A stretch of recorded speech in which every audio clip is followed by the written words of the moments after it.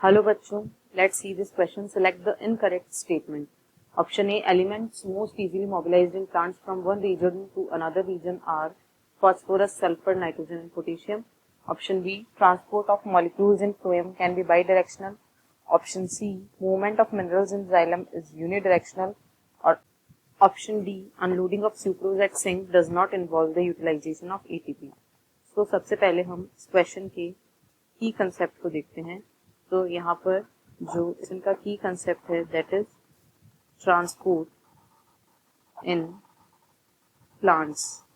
Plant transport से related statements हमें यहाँ पर दिए हुए हैं, तो उनको हम सबसे पहले थोड़ा सा डिस्कस करेंगे.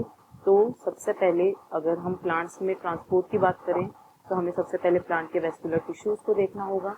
वेस्कुलर टिश्यूज जो होते हैं प्लांट में मेजरली टू होते हैं, जाइलम एंड फ्लोएम. अगर हम सबसे पहले जाइलम को डिस्कस करते हैं तो ये वाटर एंड मिनरल्स के ट्रांसपोर्ट के लिए प्लांट्स में पाया जाता है.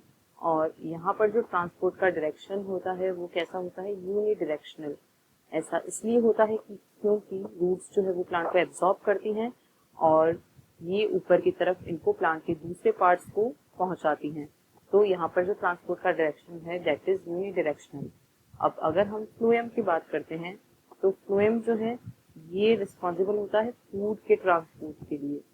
फूड का ट्रांसपोर्ट जो है वो होता कैसा है, इट इज और it can be bidirectional और multidirectional, can be sometime. तो यहाँ पर बाई डायरेक्शनल ही होता है. अब बाई डायरेक्शनल यहाँ पर फूड के ट्रांसपोर्ट को क्यों बोला जाता है, क्योंकि सोर्स और सिंक के बीच में फूड का क्या होता है, ट्रांसपोर्ट होता है. नाउ व्हाट इज सोर्स, जहाँ पर फूड बनता है, फॉर्म होता है और जहाँ पर इसकी रिक्वायरमेंट होती है, जैसे कि लीव्स के अलावा जो दूसरे प्लांट्स के पार्ट्स हैं जैसे रूट्स हुए, फ्रूट्स हुए, फ्लावर्स हुए.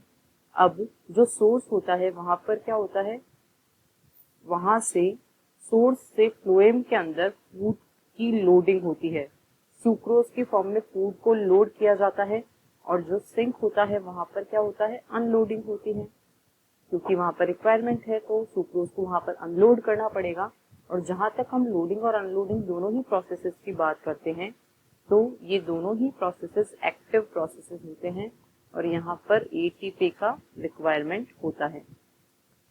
अगर हम कुछ प्लांट्स में कुछ एलिमेंट्स की बात करें तो वो इजीली मोबिलाइज होते हैं, जैसे कि नाइट्रोजन की बात करें या फॉस्फोरस की बात करें.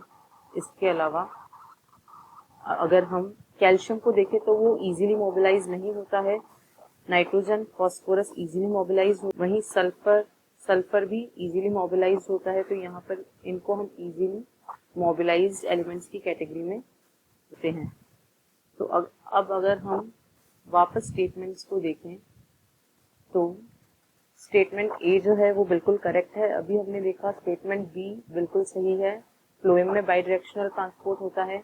ऑप्शन सी भी बिल्कुल करेक्ट है, बट ऑप्शन डी में यहाँ पर लिखा गया है कि यूटिलाइजेशन ऑफ एटीपी नहीं होता है अनलोडिंग के प्रोसेस में. तो ये बिल्कुल गलत है, इसीलिए हमें इनकरेक्ट स्टेटमेंट को चुनना है. तो यहाँ पर जो फाइनल आंसर होगा दैट इज ऑप्शन डी.